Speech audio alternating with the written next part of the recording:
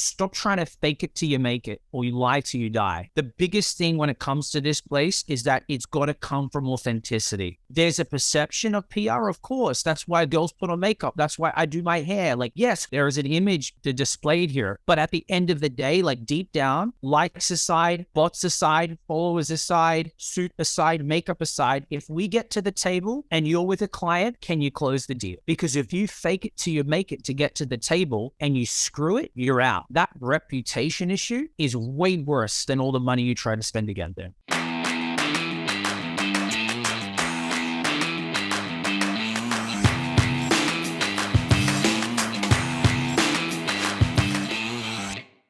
You're listening to the #1 real estate podcast in the world, where we talk with real estate professionals all across North America about their wins, their losses, lessons, stories, help you win in your local market today. My name is Cody from Sheridan Street. I'm joined with the Real Estate Sales Academy founder, Vikram Deol. How you doing, my man? How life was good?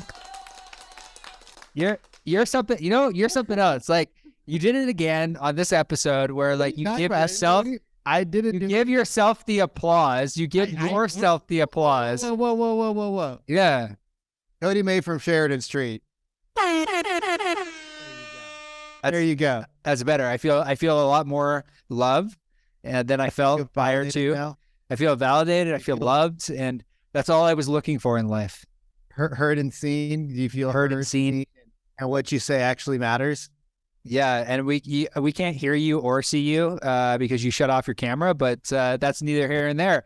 Vikram Deol, I can hear you, but I just can't see you. You shut off your camera. So and my bandwidth can't keep up with Cody and JJ. So unfortunately, I am going to just be a meme.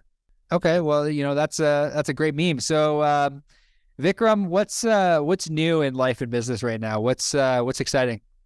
Dude, it's funny because we have these back-to-back conversations. So I'm like, I got to write down the bullet points every day because it's like 5 interviews back-to-back every Friday.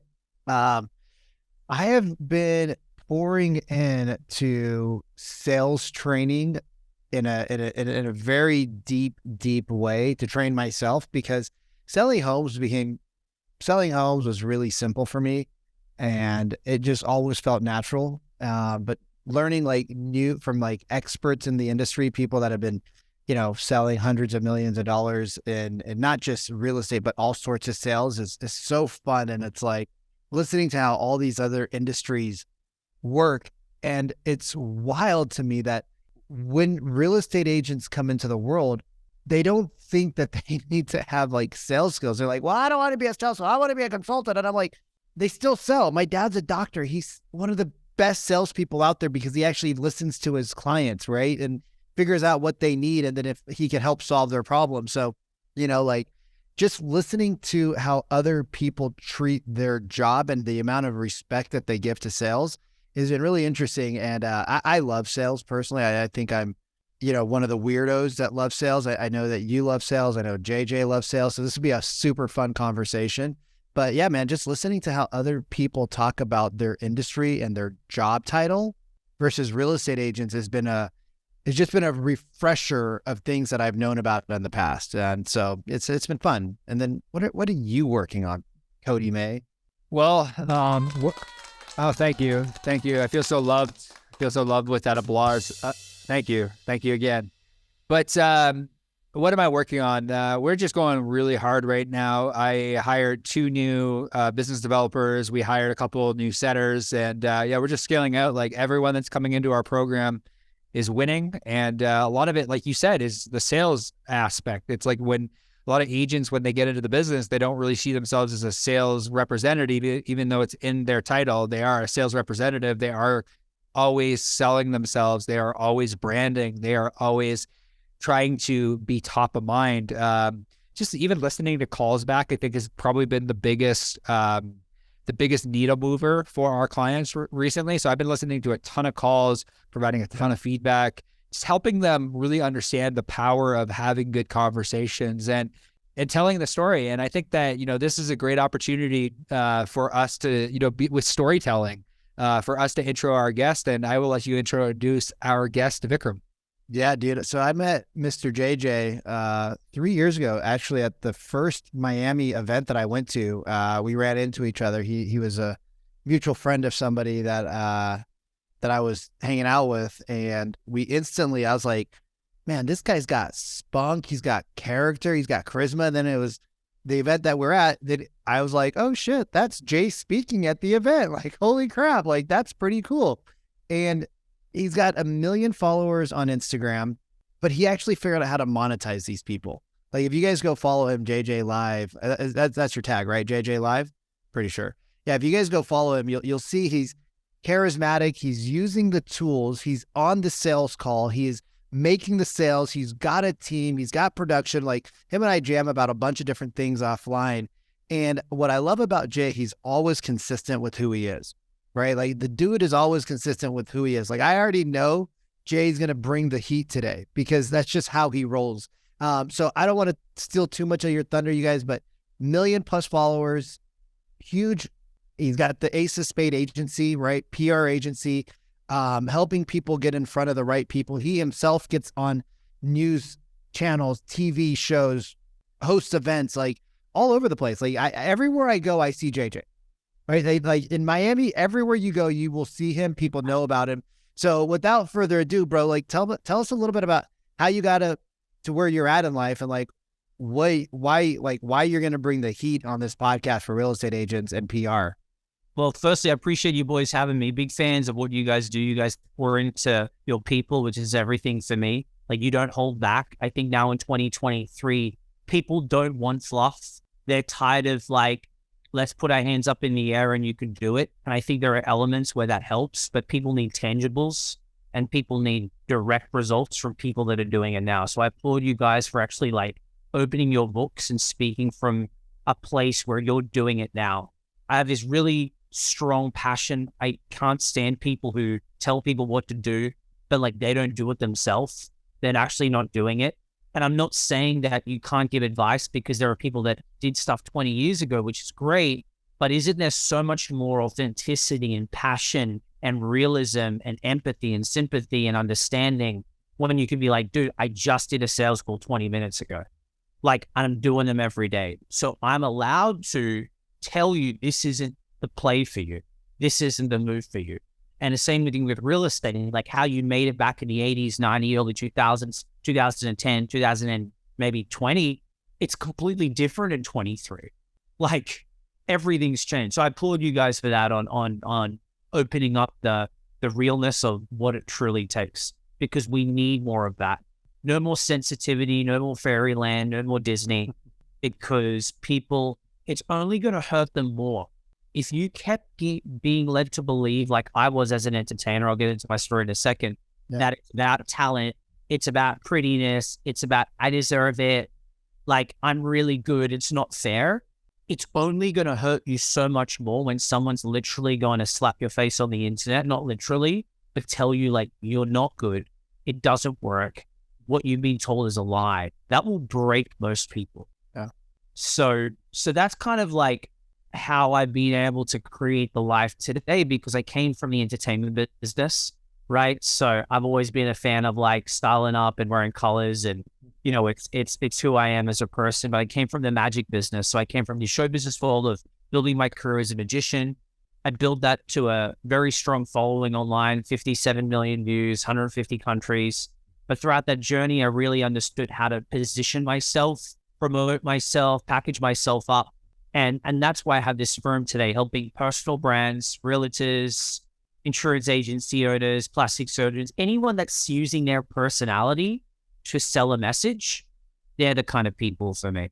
But throughout the whole journey of my life, I struggled really bad because I was led to believe that it was about talent and how good my quality of information was.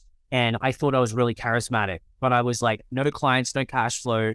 I was unhappy because I didn't understand the game. I didn't understand it. And once I really understood it and saw things that were working, I'm like, yo, my gosh, like I was told this lie. Like I was told this lie. I was led to believe something that wasn't really there. What's the lie that people are told? What's the big lie that people are told? What's one of them that you were told that, you know, that talent is the most important thing, then you got to be really good. And what would you say is the truth? The truth is you don't have to be the best. being great is very important. However, you good enough than most of the market knows is adequate. And I'm not promoting just to be adequate, right? Sure. But it doesn't matter how great you are. If no one knows you, you're a ghost. Good luck. To prove my story, and I'm always about like, I don't like telling people, like, I want you to think of a time in your life where I was listening, just so what I say makes sense. Otherwise, you're like, yeah, but that doesn't make sense. Let me give you a story. How many times have you been to like a restaurant or you've been out on the street and you've seen a singer play, like sing or like a performer? Like, how is this person not more famous? She's amazing. How is this guy that I saw speak at this event? Like, dude, did anyone see how great he was? Why is it he making it? What is the one thing that he's doing wrong? But then you see other people on television that are terrible, realtors on these shows that have no clue what they're talking about, but why are they getting all the opportunities? Something is not amiss here. So I realized that a lot of the problems I faced was, it was really a couple of things. Was really, I didn't know how to market myself and get people to see me as the expert and to go to, and as someone they can trust. I think you're 100% right. And in the real estate industry, there's a ton of agents that are like, well, I've been doing this for 25 years. Like I've heard that song and dance before from realtors being like they're a secret agent. When we get on calls with clients, we're like, I couldn't find anything about you online. Like, where do agents start if they say they draw a line in the sand, or where does a business owner start? They draw a line in the sand. They're like, I want to start my path towards personal branding. Because I think that I was fortunate enough to be around people like Sharon, and like, you know, me and Vikram have been around Sharon when like I didn't really understand it as a direct response marketer before, understand the brand element. Because I'm like, I got to get a lead. I'm going to generate the lead. I'm going to nurture the lead, and I'm going to work with them. So as a direct response marketer, you're seeing even a lot of these larger direct response marketers really shift a lot of their focus towards branding. Like, how do you get a realtor that might be a direct response marketer, or might be referral only person, to understand the power of branding, to take the first step towards investing in themselves? Open up your Chase bank account and look at how much money you make. Hold on. So outside. Let me give you context. Outside of opening up the bank account. Yeah, let me give context behind that. But there is realism behind that. And the reason what triggered me right now to say that was, I do a lot of calls every day, and people are so proud of like, I built my business just by referrals, just by word of mouth. Hey, congratulations on doing that. I know that's a great strategy. Let me ask you a question. How long has your income been the same for? Oh, well, the market in 2008. Yo, what you're telling me is you don't know how to market yourself and advertise. So scalability on referrals, I'm not saying it can't work, but why allow yourself to only be given that one source of generating leads? So I think to your question, as you said, Cody, was people need to understand that it isn't just the product of the house that gets sold. Like if it wasn't you selling the house, then maybe, but who's the one showing the house? There's got to be some kind of likability behind you. There has to be, right? You never, like, I don't care what you say. If you're a dick and annoying and you have the best, probably the guy says rude, you're like, you may want the house, be like, I got to go through that, dude. Right. Yeah, I don't think so. You know what? We'll put our 50 mil somewhere else. Babe, there's another place. That guy's a dick. We've all been there. Restaurant server, person you was wanting to give money to, guy on the phone. Yeah, that was a good dick. Like, you immediately just turn off. Is that not funny? Hey, you just immediately go disgusted. You're like, you know? Well, we have many a conversation about just being a good human. Yeah. Just be a good human. Like, just be a good human. Like, it's so easy to be a good human and just smile. I can't tell you the amount of deals that we won. The agents would literally, I don't know if I've even shared this with you, Cody, but the agents would literally be like, Vic, here's what you need to do to have your client win. And I'm like, why are you telling me this? Like, the other agent so-and-so. And I'm like, oh, like, yeah, we hate that person. You match the terms, get your client to do X, Y, Z. They would tell us, here's the other offer, show it to them. We scratched out the name. They would send us the offer, bro, because of this whole thing about not being a dick. So I want to go into something. You have a lot of expertise in sales. You have a lot of expertise in marketing, but I think you're probably, one of the top people I've met personally on social media, right? Like you have an ability to interact with people. You're dynamic, you're charismatic, but do you like when you're creating content, right? Is your like you did research on our show. You came in prepped, ready to go. You're like, all right, boys, I've seen what you're doing. You guys do the sales calls. You guys do the role play calls. You do this, you do that. It's like more people need, like you came in and we're like, yo, let's not talk about that. Let's bring that to the show. How do you prep for your content creation? Or do you just show up and you're just like, I'm going live? Like, do you have a process that you follow that agents could mimic to get themselves some free PR? Actually, what's your PR? Fuck social media. What's your PR strategy? How do agents get onto their local news channel? How do agents get out in front of, people that would help them get influence? Yeah, great. So to give understanding of why people need PR before we give them the tactics, Okay. PR is trust. PR is relating yourself to the public. Okay. Social proof is what PR does. So please understand when I say PR, because people are like, oh, I don't need that. I don't need to be famous. No, What is PR? What is PR? Before we get into PR plus, what is PR? PR, the classic word of PR is relating yourself to the public relations. Everyone does PR, just like you said before, everyone's in sales. Whether you're influencing your 5-year-old to eat his broccoli, to you're telling the police officer not to give me the ticket, right? Girls are very good at sales when they want something, right? That's another story, right? But at the end of the day, PR is the moment you leave the house. What people think about you, what people say about you, what people feel about you, what people... when they touch you, when they taste you, it's the senses, right? So realtors have to understand that just because you get up and put on a suit or you're in a sexy outfit and walk around and you're showing a house, it's not good enough. If you could have more social proof, more people saying amazing things about who you are, what you do, and why you're the best, it only puts a positioning in someone's eyes like, oh, maybe I need to go keep an eye on this guy, keep an eye on this girl. So that's how we would use PR. And the way to get PR, I'll give people a really good win today for under $50.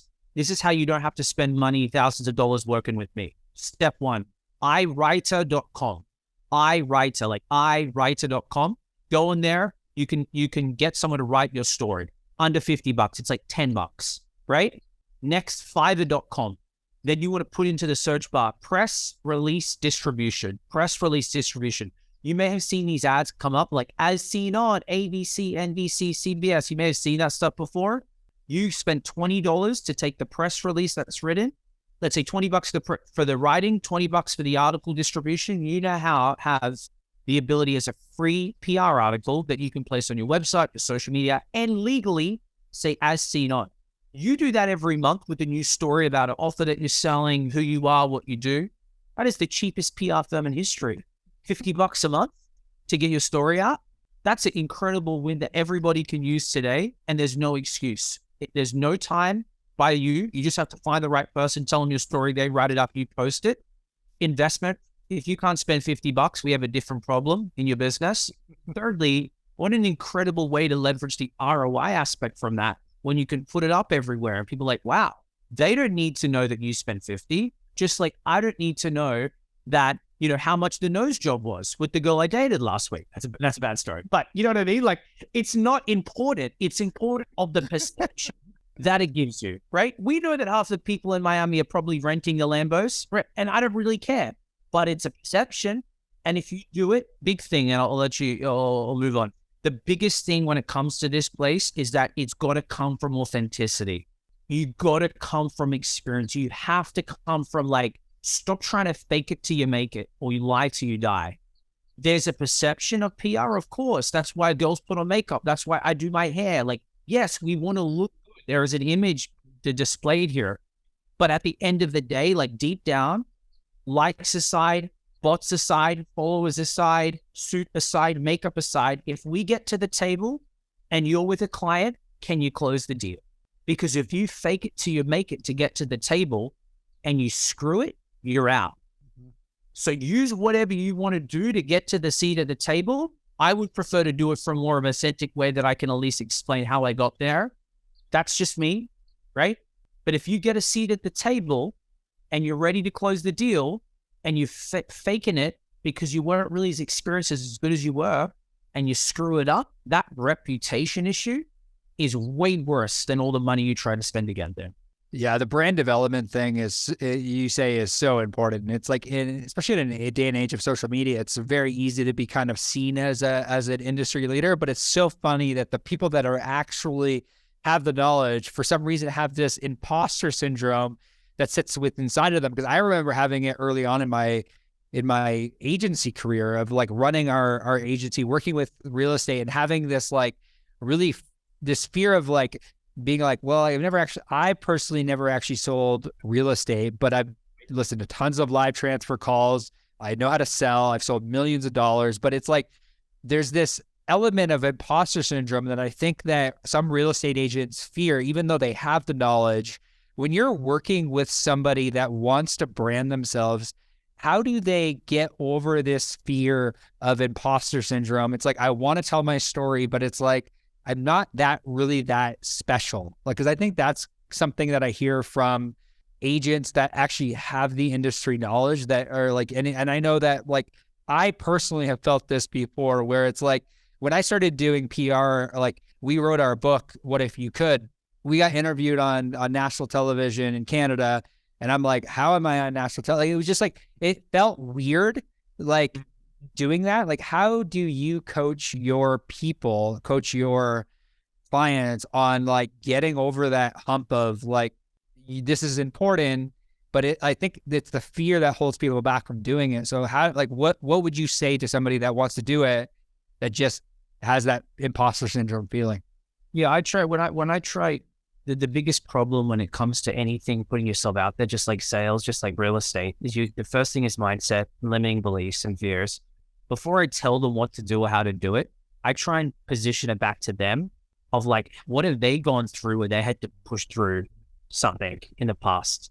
Like, how did they get over that? And I try to get them, if they're a realtor, I have a lot of realtors. I'll have a lot of people work, like do 3 EXP to my clients. And I'm like, what would you, before I answer that question, what would you say you would tell someone if they wanted to get into real estate and they were scared about selling their first property? Like, let them tell themselves how they would do it. And I'm like, sometimes the wise, like Gandalf, I'll just sit back and let them hear themselves talk. And then I look at them in their eyes like this. I'm like, that's what we do for you. Because imposter syndrome, it doesn't matter whether you're a realtor, a race car driver, actor, or astronaut. It's the same problem. The belief of like, we're not good enough. That's not a realtor problem. That's a human race problem. So now there are tactics behind that. Obviously, this is why people hire people like you, right? You need accountability. You need hard coaching. And then you need to use incentives for people to do something. Here's a great little win. A lot of people don't like this. I love this because money's a great incentive. Go take $5,000 from someone and say, give me 5,000, right? However, like every time you don't do this activity, I take 30, what's the 5,000 divided by 30? Whatever that number is, every day it's not done. That's an incredible incentive. Now, if that incentive doesn't hurt, raise the money. Now, I know people like that is a terrible way of incentivizing. It's not about that. It's about what is going to make them jump? What's their why enough? Like, what is going to make you do the work? That's why when you go to see a personal trainer, we all know we can't lift more than what we want to tell ourselves. That's why he's like, do it again. Sales calls, do another 10, hit him again, right? So I think to answer your question, it's coming back to the point of like understanding why they feel that way, reminding them, saying that's not true. Like who said you don't deserve to be on TV? Well, I'm just not there. You're 45 and you've done $10 million like, who said that? I'm 22. It's like, have you done a property before? So why can't you talk about it? Now, I'm not saying you can go out and lie and say you've done 50 properties because that's just a lie. But you've done a real estate deal. You've learned something. You have the ability to help maybe someone younger than you, of course, because that's how it works in the system, man. Yeah, going back to the imposter syndrome is the people that are really good. Yeah. Typically tend to study other people that are better than them. Right. So they're always looking at somebody who's 10 steps ahead, and we forget where we came from and how we got here. And so I think a lot of times when people suffer from imposter syndrome or I'm not good enough, Yeah. it's because they don't realize that there are people behind them because they're always looking forward. right? They're always looking at the guy or the gal that's done 20 million. They're at 10. Oh, that person did 20. Oh, that person did 100. Right. So you're always comparing yourself to people better, that you forget that there's other people way behind you that would love to hear how you got to 10 because they're at 2. And so PR, like when you talk about PR, is somebody utilizing their own social media, YouTube, Instagram, LinkedIn, is that a form of PR? Can people build trust? Can people build a relationship with a prospect just by online presence? Yeah, of course, man. Yeah. How do you vet someone online? You vet them however you need to vet them. How did realtors do it in the 90s? No idea. They would put the sticks out with the signs. They would go out with the leaflets at the shopping centers. I remember when I was in like high school, we'd have like, we don't call it a shopping center. It's like a mall. Right. There'd be realtors there, like get to know your local realtor. It's like the mayor gig. He's giving out flyers. Trust. How you doing? Hi, how are you? Social media is only a platform to advertise who you are and what you do. And the thing is, what does everybody do when they don't know you? They go out and they Google you. Right. So for me, from a reputation standpoint, because that's what it is, it's reputation. I want to be able to make sure that every touch point is dialed in. And before I forget, I'm just going to say this because you'll appreciate this. I cannot stand, and I'm going to say females because I don't see it more from men. It's only for females.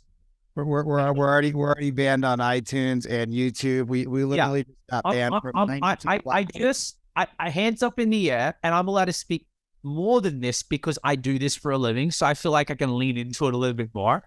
Okay. Story time. Cody, we're about to get shadow banned on every platform. We're not even monetized on YouTube yet, and we're already gonna get demonetized prior to getting monetized. I need some more viability here. So story time.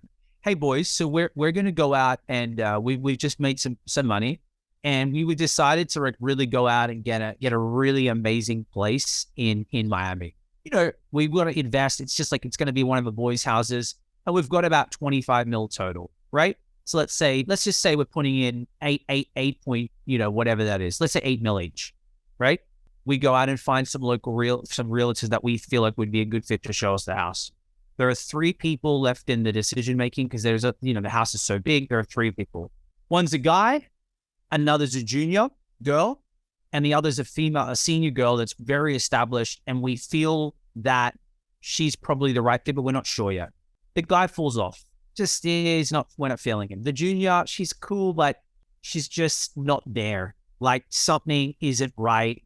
Maybe she's inexperienced. She's great, but we're spending 8 mil each. We need the pro. We're about to sign the deal. The night before, we're about having beers, having a pizza, excited.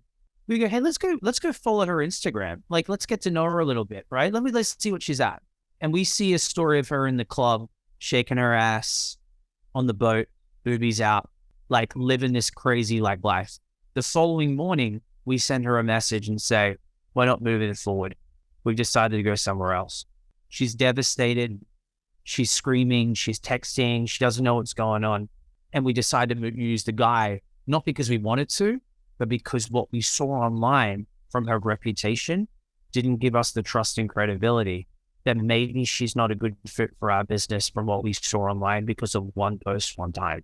The story I'm sharing with you is that now gone are the days where you can have this double identity life. You can't hide that much. And every time you post something, and this is high level kind of thinking. We do some reputation stuff for some people. It's like, they make one mistake, could be a $10 million move. People are looking at you. People are watching you. People are noticing you. So to the people out there that are trying to put their brand out, especially realtors, I know you want to have a good time. I'm more of a party boy than everybody. However, people look at that, and the moment they feel that, like, I don't like that, that doesn't give me trust. And it could be one move like that. So a reason I shared this story is because it happened to someone I know. It wasn't a deal like that. And I don't think she knew the reason. I don't think she understood. But I was like, what have you been posting? And I've been seeing her stuff. I'm like, that's the reason. That doesn't convey trust to someone who's willing to give you their money for something that they're passionate and purpose about. Now, I could be wrong. However, I see this happen multiple times in different industries. So the point of the story is like, Vikram, like your social media presence is your reputation. It's like your business card. And people are quick to look at this before they look at the website because you can edit the website. Ongoing social media is like a live demonstration of like who you are and what you do. So just be really careful of what you're putting out there. Go out and have fun. Go out to the boats. Have fun time. But does it need to go on social? Because who's looking at you? What messaging are you putting out to the internet? What does that say? Yeah. It's a lot of, unfortunately, there's a lot of people that are trying to keep up with a lot of people. So they want to be shown in this scene. They want to be shown in that scene.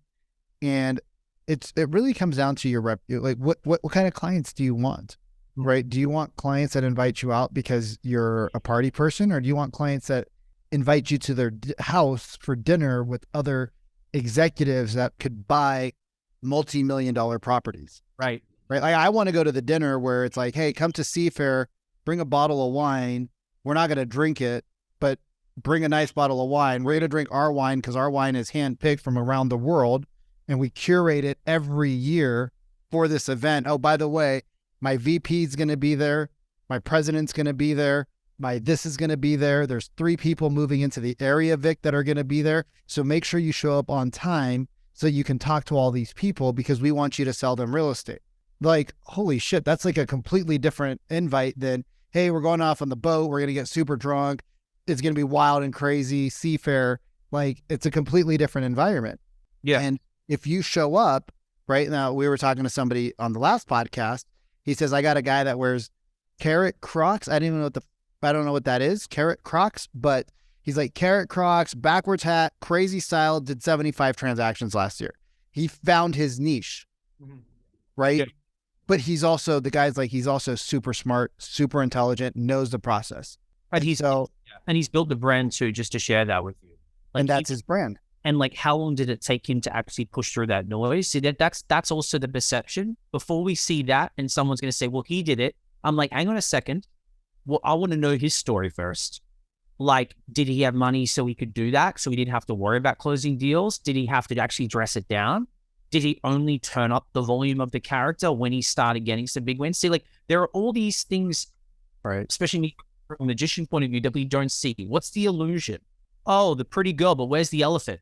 Right? Oh, he's behind like the curtain, you know? So I'm always the first person to say, hang on a second. What are we not being told here? Oh, that makes sense. That's why. That's such a interesting thought process around PR and around personal branding, because, you know, there are certain things that, you know, we don't always consider, or there's things we don't always think about when we are posting. Sometimes we get caught up in the moment and we post things that we're not really aware are affecting our brand or impacting our ideology. But like, and that's why it's so important to be strategic. Like, you know, me and Sharon were having a conversation about this the other day about just the strategic positioning. Like, I've been really stepping into the humans over homes. And it's like getting more apparent with the clients that we're trying to attract, where it's like, if you don't share this ethos to business, don't reach out to us. Like, it's not like this is the type of person that we want to work with, but that takes time in order to figure that out. How do you find that out faster? Like, when you're sitting down with a real estate agent or a business owner and trying to identify their avatar, trying to not alienate people, but really tell their story in the process. Like, where is there a fine line between that? And like, how do you brand yourself so that, because like, we know, you and I both know, if you try to market to everyone, you end up marketing to no one. Yeah. So like, how do you find your tribe? How do you find and effectively communicate the types of people that you're looking to reach in real estate or in business? I think it comes down to, for me anyway, like finding out what the true why is behind it doing real estate in the first place. Finding out what like, who would be the perfect people they'd like to serve and help. Everyone's going to be like, I only want the luxury market. Cool. Okay. Why do you want the luxury market? You guys know this in sales, right? The 5 whys. Well, they call it 7 whys, but like, hey, why is that important to you? What do you like? Why you keep going down and actually finding the core motivator? So let's say we figured that part out. The easiest way that I would say is I do this thing called the Who Am I video. I'll get every client to create a Who Am I video. Who am I? What I do? Why I do what I do? And put that out on the internet. And what I like about this is that it's a very authentic piece of content. That's very raw. It's very real. It's very relatable. And I like to see who attracts to them from that. So I know what you just said. You said, well, they want to attract this perfect person. Before we do that, let's start from within and let's put our own story out first. Because at the end of the day, you want a luxury. Why do you want luxury? Because you want money, right? You want to make some good commission and you maybe like luxury. Great. Why don't you just share your story at the beginning and see who attracts connected from here? Then you have a bit of the pick of the litter because all you've been is naked and raw. Like what? Only like loser clients are going to be attracted to like authenticity? No, if anything, that's going to connect with more people because they're so tired of the whole, I can do luxury. Start from here. Hey man, this is my story. This is why I got into real estate. Actually, 2015, I lost everything, blah, blah, blah, blah, blah. And this is what I want to do today. I'd love to connect with you.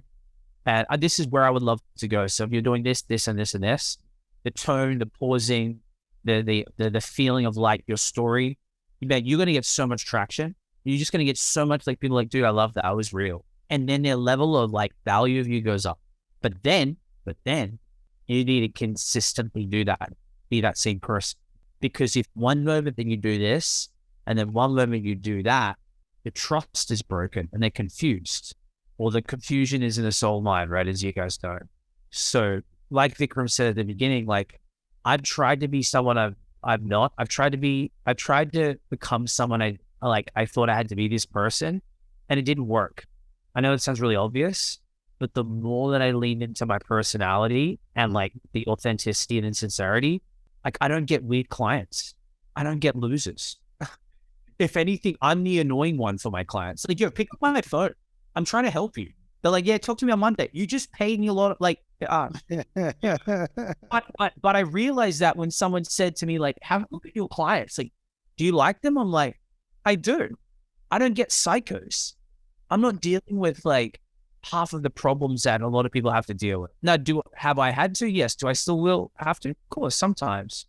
But wouldn't it be better that you can start from within and start to attract the right people? And they already know you. They know what you're like because they've seen you. Like they're not going to ask you to change for them on a call. If anything, they're going to adapt to you. You guys ever dated someone and they end up becoming a bit like you? Truth, right? I'm a jokester. Every girl that I've dated, I brought girls from shyness to like poking fun at me of jokes. And I'll be in the car, I'll be like, where did you get that humor from? Me. But from a psychology point of view, right? Look what happens. Look, you become who you're around. So if you lead with authenticity and authority and presence, like look at the people that listen to your podcast, guys. Give you a story. Yeah. Most of these people are probably very cool, right? Very raw, very fun. Are they annoying when they reach out to you? Are they rude? Maybe you have a couple of weirdos, right? Welcome to putting yourself on the internet. But most of the time, if you keep doing this, when I keep doing shows like this, people just like, dude, I like it. Let's talk about doing business. Like, do you know how nice that is? Well, it's a Vikram talking about kindness. See how kind and easy that is? That's what I want. Man, we could go so deep, but we barely touched the surface here. You guys, first off, thank you, Jay, for coming out and just dropping the fire. If people were to get a hold of you and ask you about Ace of Spades, ask you about what you do, potentially hire you for some PR work, where would they find you? Where's the best place for them to reach out to you? Yeah, my new OnlyFans. It's called Going Live with JJ Live. No, you're gonna attract a totally different type of person. That's really funny. Good luck with that. I just got that message on my text from your company. That's really weird. Yeah. I'm gonna go subscribe for $9.99. It's actually $12 now. I just felt like I should give back to charity. I'm doing it for the right reason. Okay. Yeah. So look, if you're listening right now and you're at a point where you're making things work. You're bringing in leads, you're doing it, but you're at that kind of like, it's not working, and you're tired of all these pretend experts who like post 50 times a day and this and that. Like, you wanted like a real honest plan and a blueprint. Like, I'm happy to have like a free strategy call with you. Anyone listening on the podcast only. So it's not a chit chat call. It's not a how's Australia call. It's like, this is where I'm going. This is my problem. And let's see if we can fit. And I'll give you a plan moving forward. aceofspadesagency.com. aceofspadesagency.com. My man, thank you so much for dropping so much knowledge. And it was fun, ton of fun today. And I want to say thank you for tuning into another episode of the Our Asian podcast, the #1 real estate podcast in the world. We'll see you soon.